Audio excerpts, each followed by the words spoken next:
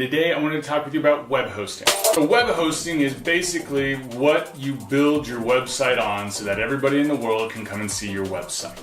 It can be any type of computer that has an open access to the internet and can serve HTTP protocol. You can run a web server out of your home, however, I highly don't recommend that for a few reasons. First of all, it's an open connection to the internet. So there are multiple security holes that you've now opened up, and if you're doing private personal things on that computer, it can open that stuff up to getting access by the outside world. Also, you do not have a whole lot of bandwidth to your home. Unless you've got Google Fiber to the house, you really don't have a very fast internet connection, and so your website's going to be delivered very slowly. And if you get any type of traffic, it's going to shut it down.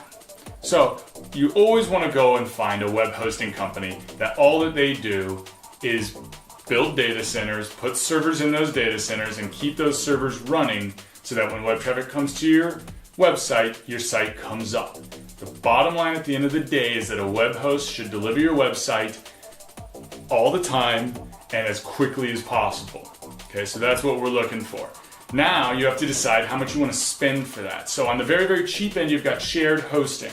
Okay, this is where you see people like GoDaddy and Web.com and DreamHost selling web hosting for anywhere from $3 to like $5 to $6 a month. Okay, it's very, very cheap. The reason it's so cheap is because they're sharing the hard drive on that one computer with thousands of other websites. That's how they're able to make it so cheap. So they buy one server for, let's say, a couple of $100, and then they host thousands of websites on there for $5 a piece each month. They're making tons of money on that. Now the problem is that the performance is going to stink for your website on that server. Okay, your load times are going to be multiple seconds in length, and if you think that being under 5 seconds is fast enough, you're wrong. Your website needs to load in under a second anymore because everybody's got their mobile phones, and the mobile phones not only have to download that web page, they have to do it over a cellular network, which can be a horrible mess. So you really need to make sure your website's loading very quickly. If it's a business and you want to make money with this thing and you want it to be an effective part of your marketing and advertising. Okay? With a shared host, you're also going to have limitations in terms of what type of code you can execute on there. They're going to have it locked down so it's very secure, and so that your one website can't go and just ruin it and crash the server and crash thousands of websites. They lock things down. You can't do a lot of different neat little tweak things with Rails or PHP or MySQL. They'll have a basic version loaded on there so you can at least get WordPress going and things like that. But if you want to dig into Apache at all, that's going to be locked off. Okay. The next step up from a shared host has a ton of different names now. You got virtual hosts, you've got cloud servers, you've got Amazon Web Services. This is where now they're taking one box and they're creating an actual separate instance of the operating system for you to use. And it, in essence, is your own web server, but you're still sharing that device. Now, what they've started to do is connecting all these hundreds of thousands of servers they've got together so that you're now sharing resources across devices. It's an interesting concept. It's a good step to go to if you don't have hundreds of dollars, like $500 or more a month to spend. That's when you're getting to the dedicated. We'll talk about that in a second. But with these virtual servers, you're going to spend anywhere from, like, let's say $40 all the way up to $120, $200. It varies based on who the host is and what kind of features and RAM and processor speed and how much hard drive and how much bandwidth you need. But at this stage, you are going to start getting much better performance. Now, it can vary heavily depending on the provider, because sometimes you are paying a company who is buying hosting from another company. Okay, and this happens with shared hosting too. And so you want to try and figure that out. It can be hard to figure out, but what you can usually deduce is that if you call their support and either they won't take phone calls, or if they do take phone calls, they then have to go and talk to somebody else to get it done, there's a good chance that they're not actually running the machine that you're paying for. So you want to be aware of that. Lately, I've been using a company called Liquid Web. They're out of Michigan. They also have data centers here in Scottsdale, which is very close to me. And while proximity is not supposed to be important with the internet, I get superstitious with that stuff.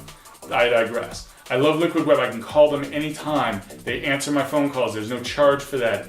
They go to great lengths, very technically. They do a lot of stuff on Apache for me that I don't understand this stuff. I mean, I have some ideas, but there's a limit to my knowledge because I'm trying to be focused on other things.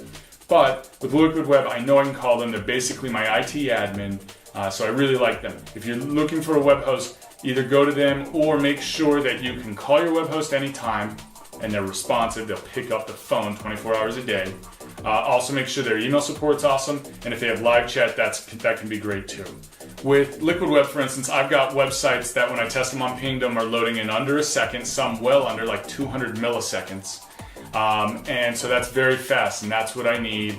That's what my clients need, and that's what the customers want. So make sure that they're loading very quickly. Also make sure you have good support. The final level, the ultimate tier, is dedicated server. That's where either you are you're renting somebody's whole server in their place, or you're doing a co-location where you're taking your hardware and you're putting it into somebody's facility. Both of these are, multiple hundreds of dollars per month, if not even more. And this is a situation where now, let's say you're doing e-commerce. Let's say, we're talking about things where not only is your website doing your marketing, but your website is your business. At this point, you need to be moving into a dedicated solution where either, you're renting somebody's hardware or you own the hardware that's going in there, and you're working very, very closely with the provider at that point. However, all that they're providing you generally is power and bandwidth, and obviously space.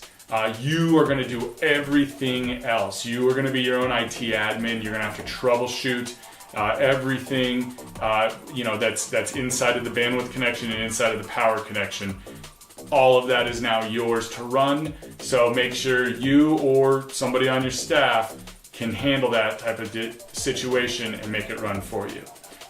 The alternative to going with the dedicated solution is getting to something like Amazon Web Solutions, where you can plug into their systems and it goes, supposedly it's infinite amount. It's a lot of computing power over there. For instance, Netflix runs off of Amazon Web Services. Lots of big social networking companies use Amazon Web Services stuff. People like Google and Facebook and Apple have gone a whole nother level, and they're actually building their own data centers that they then put all their servers into. But that's a whole nother world away. If you're in that world, you shouldn't be watching this, or if you are, I appreciate you humoring me. But that's now you're dealing with politics at that point, getting tax breaks. But so my advice is, if you're just getting started, shared hosting can be fine. You can also look at like GitHub. They have free repositories.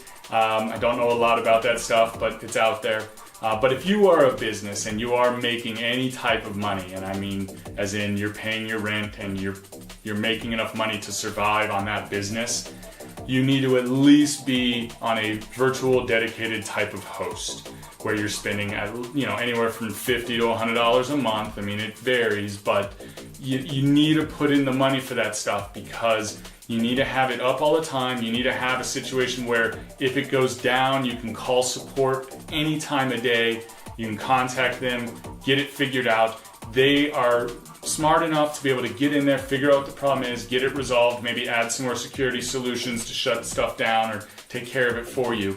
That's invaluable for $50 a month, $80 a month, $200 a month. That's absolutely invaluable service, so you want to have that. The other thing, just as an end note, pingdom.com. This is a web service that will monitor your domain name. They'll ping it every couple of minutes. And if it goes down, they'll shoot you an email or a text message and let you know that your site's gone down. You absolutely need that stuff because then you can call your web host and get it figured out, get it back up. So that's what I've got. There's the email. Comments are down below. Let me know what you think. I'm sure I've missed stuff. Like I said, I'm not an IT administrator. you know, I know enough to start up a website and get it running, but if you want me to get into Apache, I've got guys for that. But either way, tomorrow is Thursday. We're moving on through this. It's getting hot in Phoenix. I'll see you then. Rock on.